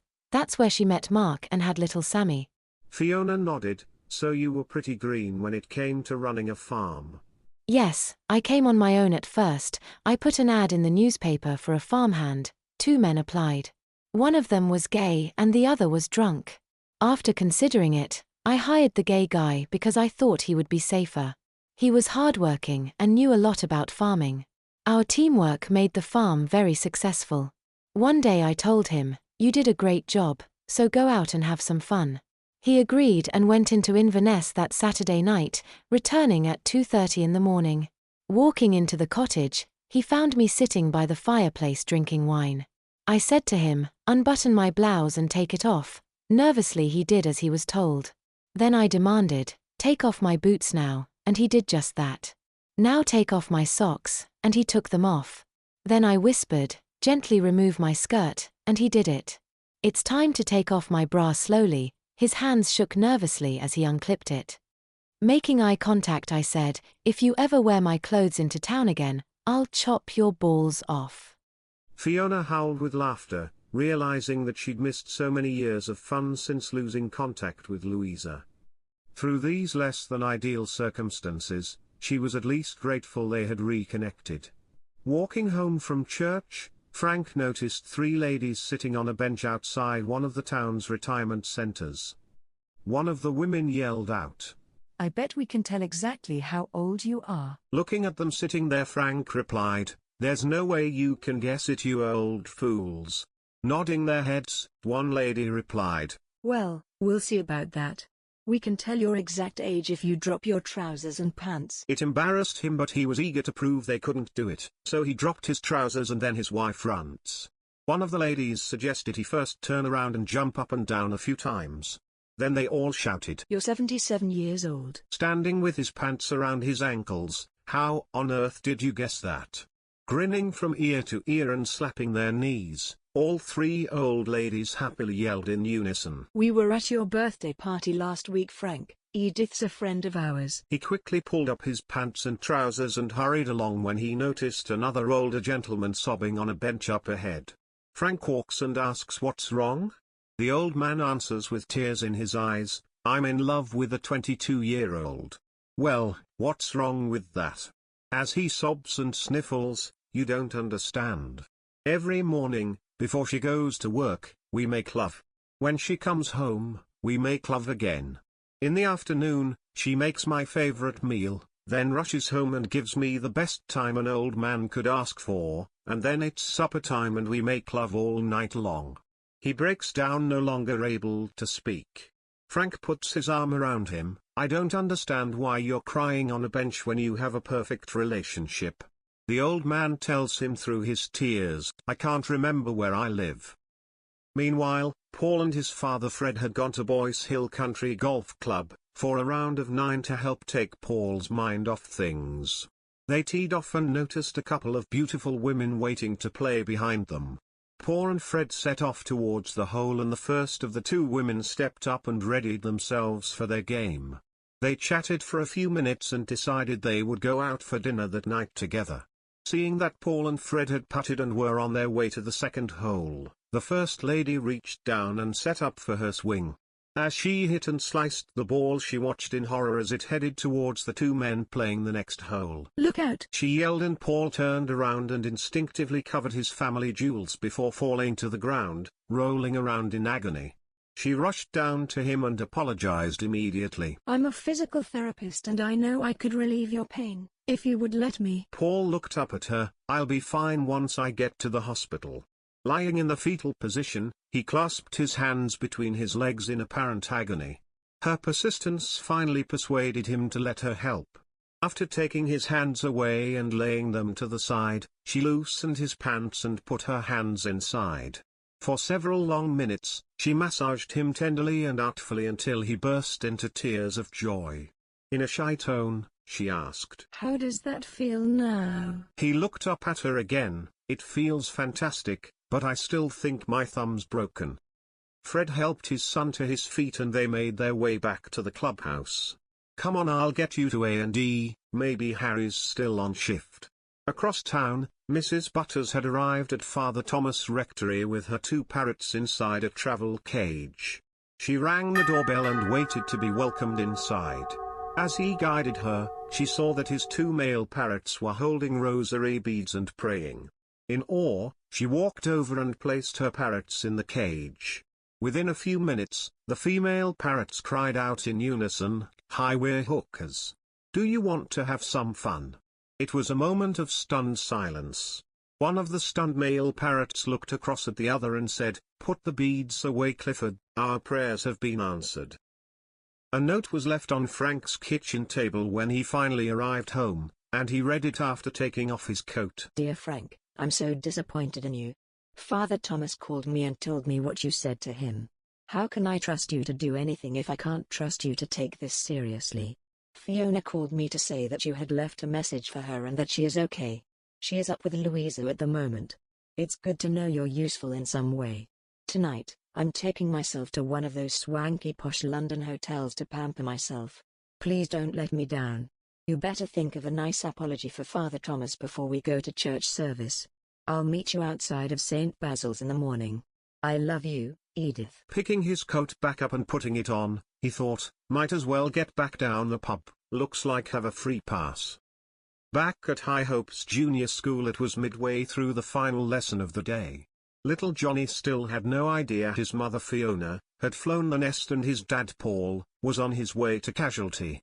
Mrs. Mason, the Year 6 teacher, asked, "What does the chicken give us, children?" Johnny, sitting in the corner of the classroom, replies, "Eggs." "Very good, Johnny," the teacher responds with a nod of approval. "Now tell us what a pig gives us." Johnny fumbled with his pencil, feeling the pressure, and couldn't answer. Suddenly, Timmy yelled, "Bacon." "Well done, Timmy." In a proud tone, Timmy points out to Johnny that if he'd done his homework, this wouldn't have happened. The angry look on Johnny's face was directed at Timmy. "Okay," the teacher continued, "whoever gets this next question right, will receive a surprise." After hearing this, Johnny sat up eagerly waiting for the teacher's final question, to put Timmy in his place. The entire class waited in anticipation, and finally, the teacher asked, "What does the fat cow give us?" Johnny didn't even put his hand up and yelled, "Homework." The class fell about laughing. Mrs. Mason shouted silence. "Okay, let's change gear and focus on something else. When we die and go to heaven, which part of our body goes first?" Susie raised her hand and exclaimed, "I think it's your hands." "What makes you think it's your hands, Susie?" "When you pray, you hold your hands together in front of you, and God takes them first," she replied. "That's a wonderful answer." Then Johnny raised his hand. Mrs. Mason reluctantly told him to go ahead. "I think it's your feet," he said confidently.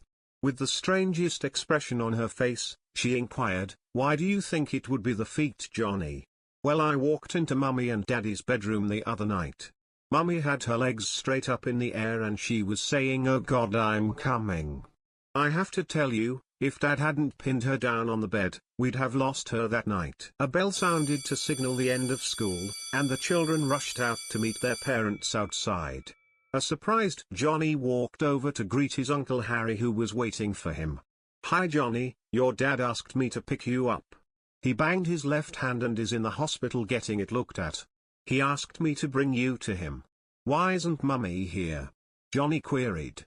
"She just had to go see her cousin, it was a last-minute thing, but she will be back in a few days," Harry reassured him, and the two drove off in Harry's car. Inside the Moody Cow, Frank was just starting his first pint and talking with another local named Trevor. Trevor recalled the time he was about to propose to Suzanne, his then-girlfriend. Just as I was about to propose, my housemate Joanna barged into the room, tripped and fell, shattering the coffee table with her face. "Oh my God," Frank exclaimed. "Yeah, I know, it totally ruined the mood." Despite not knowing Joanna very well, he didn't even know where she was from, but let's say he put his plans on hold to help her. Her eye had been hit by a big glass shard, causing her to go blind. For a couple of months, her eye was covered with one of those large cotton pads. Then, one day, Joe mysteriously disappeared with my girlfriend. While recovering, they bonded and eloped, leaving me behind without a word. Unfortunately, I was not able to track them down. Without Joe's cotton eye, I would have been married long ago. Where did you come from? Where did you go? Where did you come from, Cotton Eye Joe? Trevor reached out and gave Frank a tap on the shoulder. "Okay my friend, time for me to go, or dinner will be in the dog when I get home." At the hospital, Johnny runs across and hugs his dad. Seeing the two of them bonding, Fred decided it was high time he visited his father Ron, who was living with his two older brothers, Jeff and Rodney. His eye was drawn to a beautiful female doctor at the central console in the casualty department.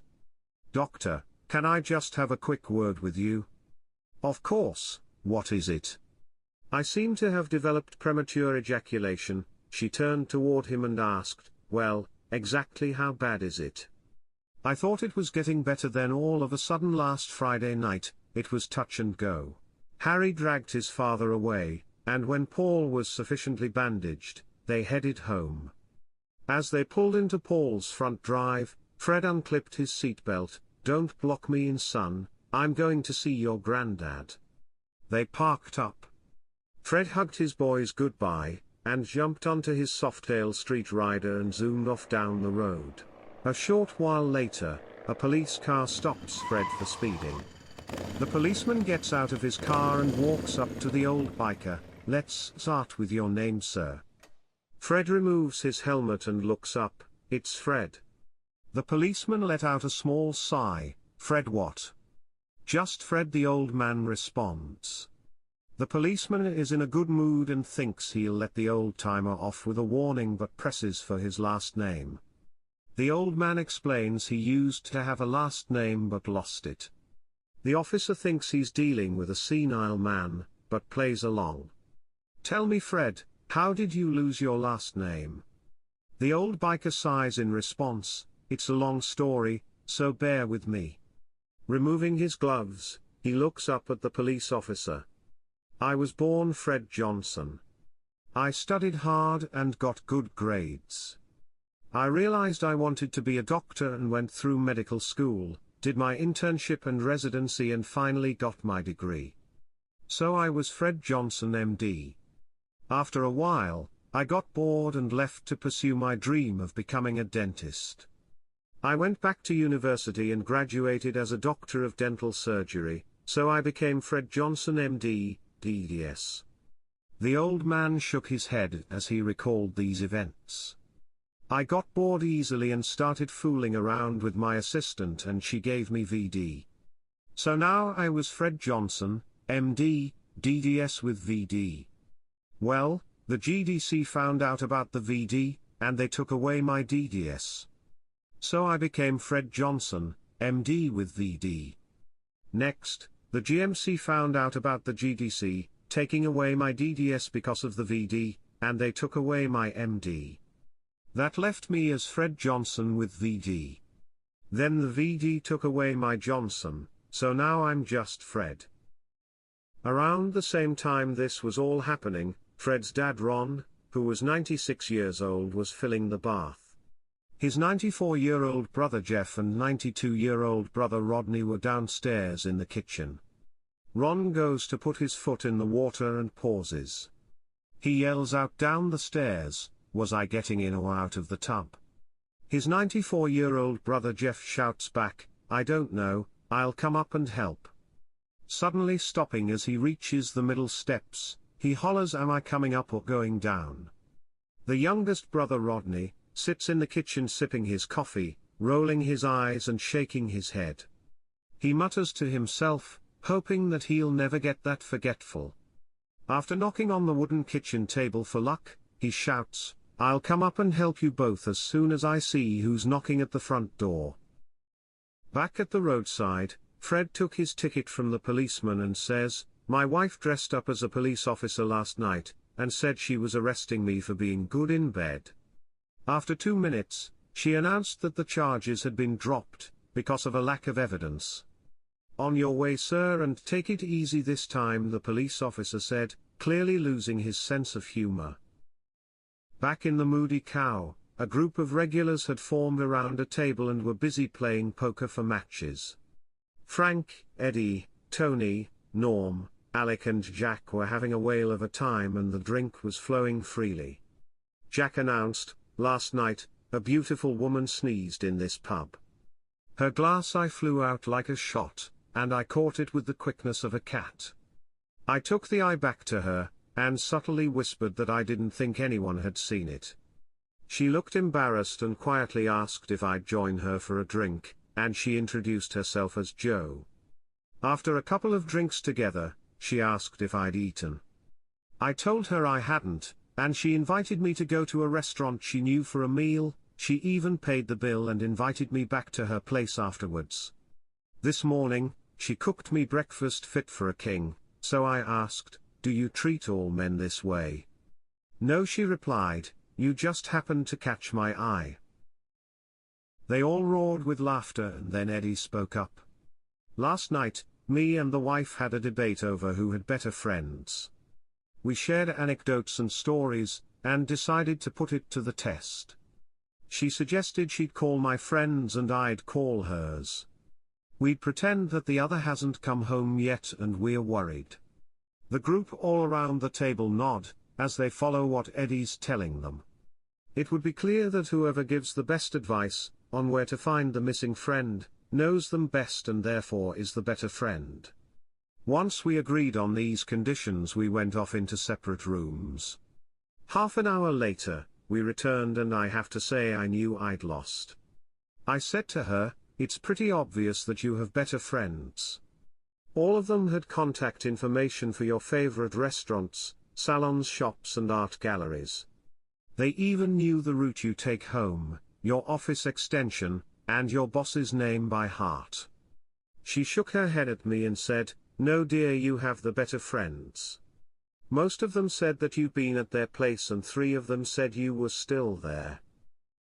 The table is hysterical now. Trish from behind the bar yells at them to keep it down. Tony pipes up, "I was talking to this old farmer the other day and he told me that when an old cockerel can't perform any longer, he has to buy a new one. On one occasion recently, he picked up a new cockerel, and the moment he got it home, the cockerel bangs every hen on the farm. That farmer told me how impressed he was. The young cockerel banged every hen again, straight after lunch. In the morning, the cockerel banged all of the ducks, and the geese too. Later that day, the farmer finds the cockerel lying on the ground with vultures buzzing around above it. 'That's what you deserved, you horny bastard.' He shook his head and looked down at the cockerel. Then it craftily opens one eye, and whispers, 'Psst!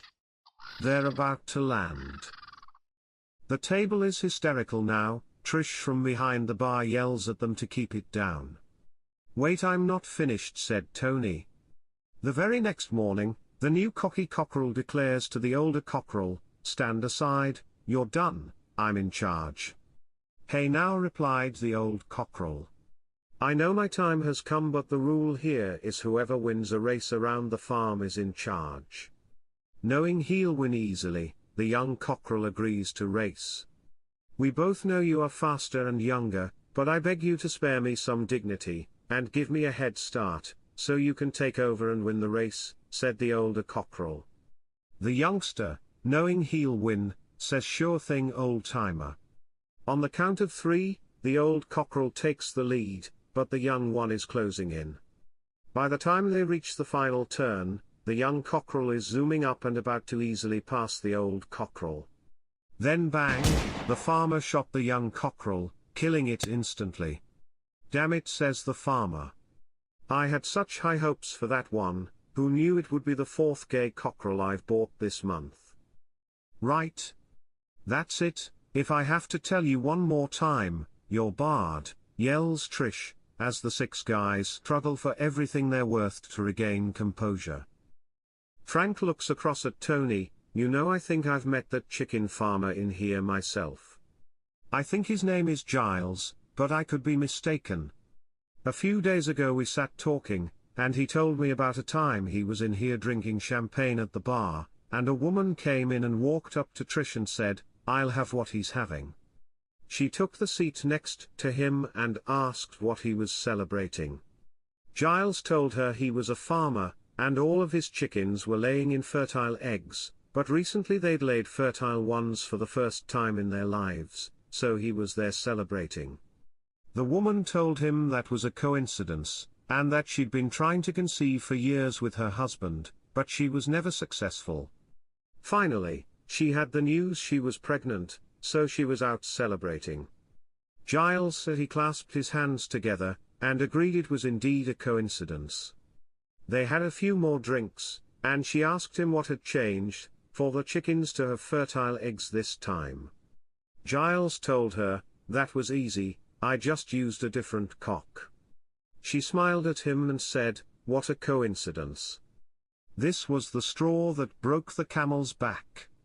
As Trish emerged from behind the bar, she grabbed the playing cards, and told the men to split into two groups and keep the noise down. Final warning. Frank stood up and walked over to a table in the corner. Norm and Alec joined him. "I can't stay long," said Norm. "I'm taking Brenda to the pictures to see that new Gladiator film. Do you know if it's got Russell thingamajig in it?" Frank shook his head. "You know what? Without waiting for a reply, before you take any woman to see a picture, go and see it first alone." Alec and Norm looked at him somewhat confused. "That way you can prepare for all the questions you know you're going to get. 2 minutes into the film, who's he? Why did that happen? Where are they? Who's that actress?" They both sniggered quietly at this. "Frank, you're a man of the world, you've been married a long time," said Norm.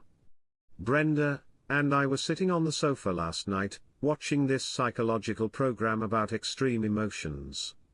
'It's all nonsense, honey,' I told her. Then I said, 'I bet you can't tell me anything that would make me both happy and sad, at the same time.'" Norm took a quick swig from his pint. She gazed lovingly into my eyes and said, "You are by far the best in bed, compared to all of your friends." Doing their absolute best to avoid annoying Trish anymore, Alex said, "I'm constantly being psychoanalyzed by my wife. She's a psychology undergraduate and thinks she knows a thing or two. I wanted to fire the gardener, but she said I felt threatened by young virile males, since I'm getting older and struggling to deal with my mortality. In my argument, however, I pointed out that we live in a flat and don't have a garden." Frank gets up from the table and walks over to the bar. "3 more of your finest, my love." "Don't you give me any of that love malarkey," responded Trish and proceeded to pour the drinks. "How's Edith doing?" Frank looks across at her. "Every time I go on holiday, Edith gets pregnant. Every single bloody time. So this year I decided she's coming with me." This seemed to crack Trish's harder side and a smile escaped. £8.60, you silly old fool, she told him. He paid her the money and returned to the table. Sitting down and handing out the pints, Frank gave his 2 drinking chums some wisdom. A good woman is like a pinky toe, for 3 reasons. Firstly, they're adorably cute. Next, they provide a much-needed sense of balance. Last but not least, you never truly appreciate them until you bang them on a coffee table in the middle of the night. He looked over at Trish, who happened to overhear. Even she was having a little giggle. He winked at her and took a sip. "Paul, who's married to my granddaughter Fiona, is having a tough time of it right now. Fiona went up to Scotland for a few days to escape their quarrels." Frank shook his head.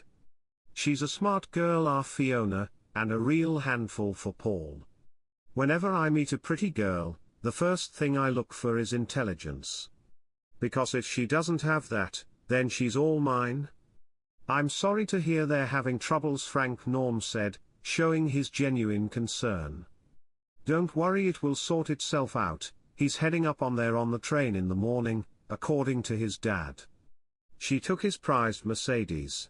Norm eventually left to meet Brenda at the cinema, and Frank and Alec drank and put the world right until closing time, when Trish thoroughly enjoyed kicking them both out.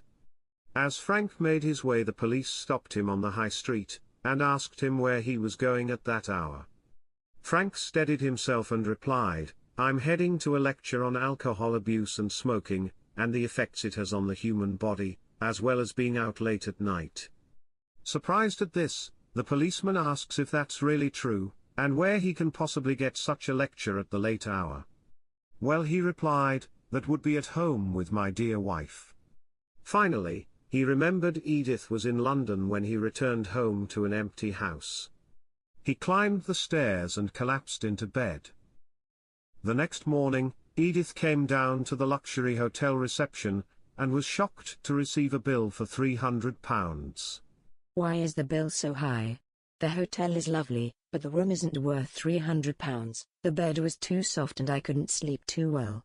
I didn't even have breakfast. The receptionist clarified that the standard rate is £300. She insisted on speaking with the manager at that point.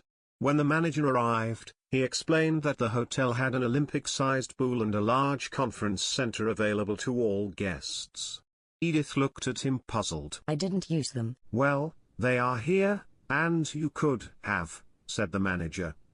Then he suggested that she could have enjoyed one of the hotel shows. "We have world-class entertainers performing here."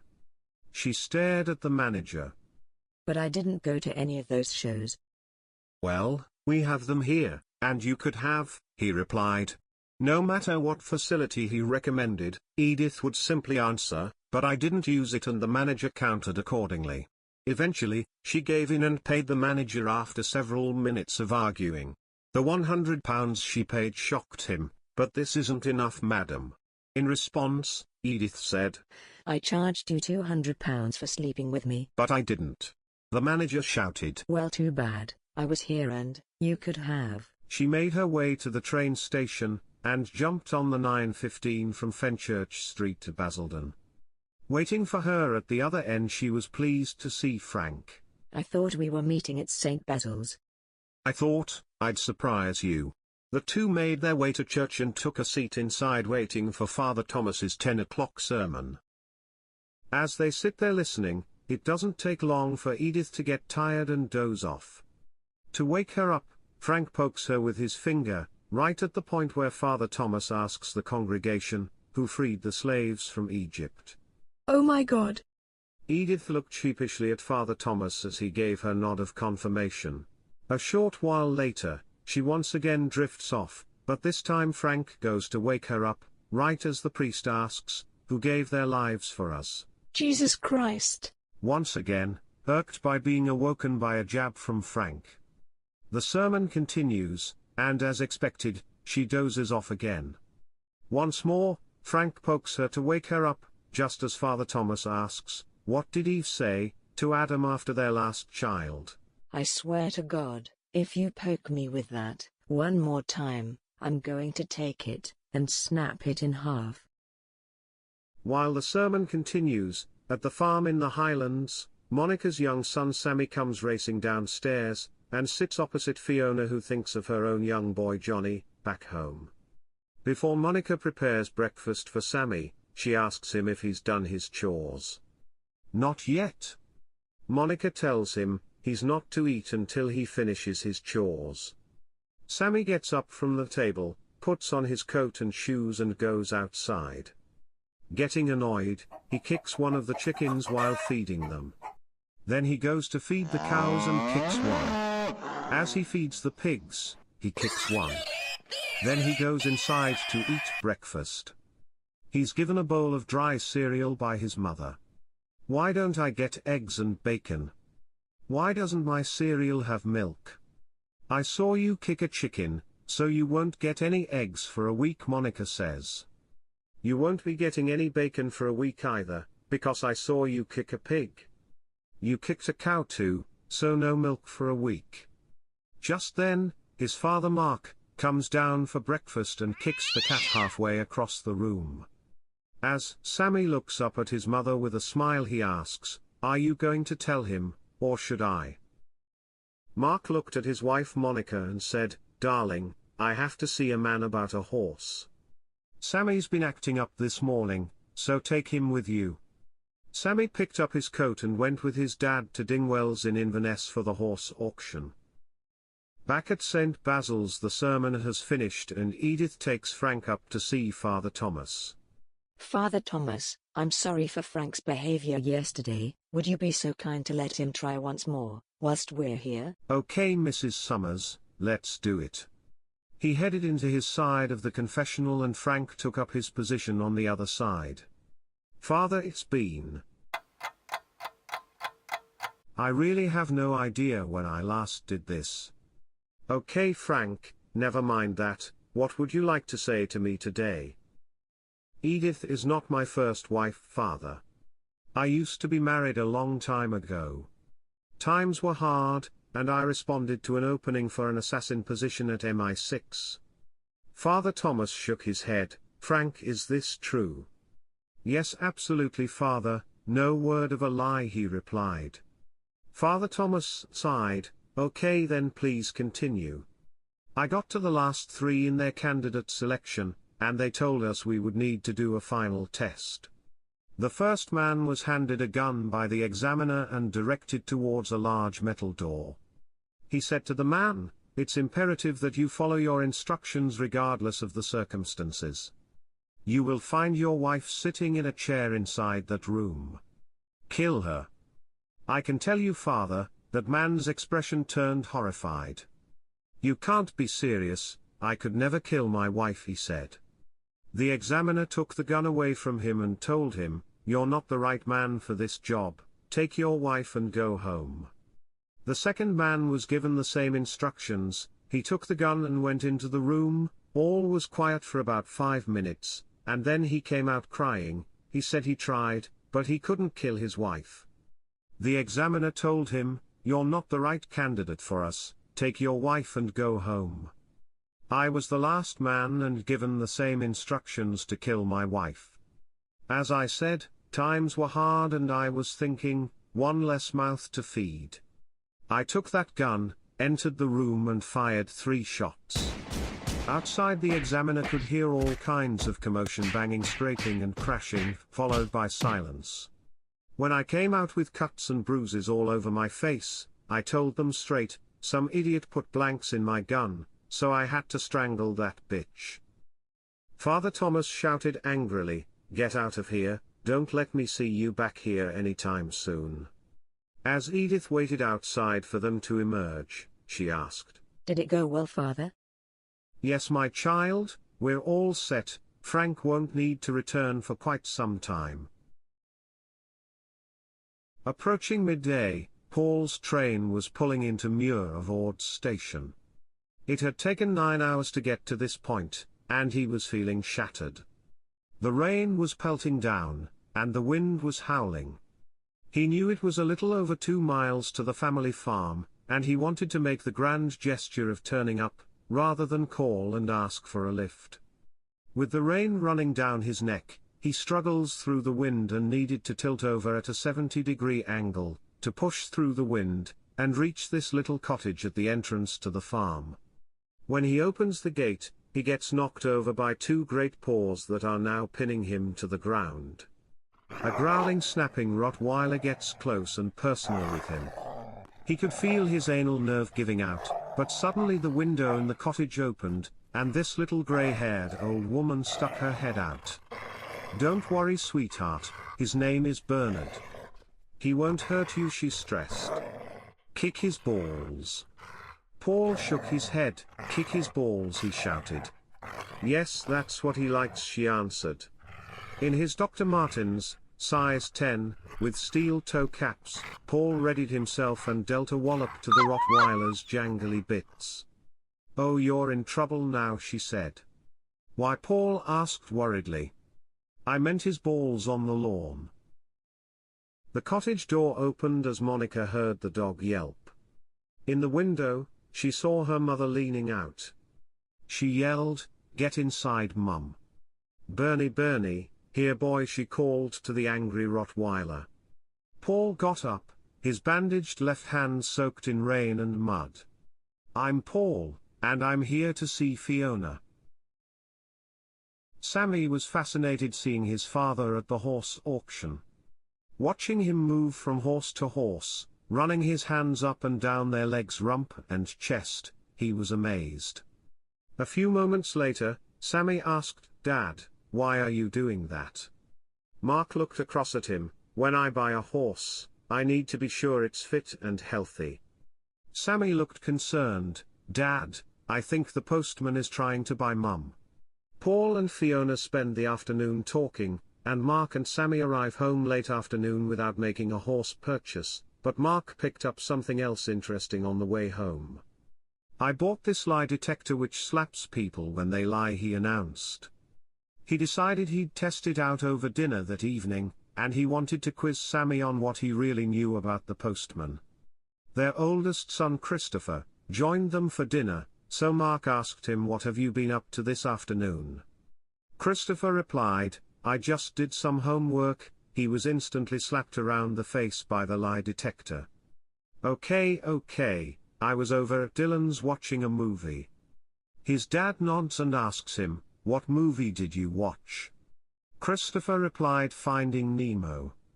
And he's instantly slapped across the left cheek. "Okay, you got me, we were watching Good Will Humping." His father, somewhat surprised, said, "What? At your age, I didn't even know what blue movies were at your age." Within a second Mark was slapped across the face and Monica started to laugh and said, "Wow, he's certainly your son." She felt the sting as she received a slap too. After a lively family chat at the farm cottage, Fiona and Paul decided to make an early getaway the next morning. It became clear to them that every couple has its own struggles. As they drove down the road and talked, Fiona asked Paul, "If I were to die, would you remarry?" Thinking for a moment, Paul replied, "Well, yes, I think I would." This didn't sit well with her, and she spent some time in quiet reflection. Eventually she asked, "If I die and you get remarried, will you give my jewelry to your new wife?" "Well, honey, I guess I would." She wasn't too happy about this either. As they continued to drive along, Fiona asked once more, "Honey, if I were to die and you were to get remarried, would you give your new wife my handbags?" "Well, sure, I think I would," Paul said, after a moment of pause. She was dismayed with this and spent a little more time in thought. "If I died, and you remarried, would you give my golf clubs to your new wife?" After a few seconds, Paul replied, "Don't be so ridiculous, darling. She's left-handed."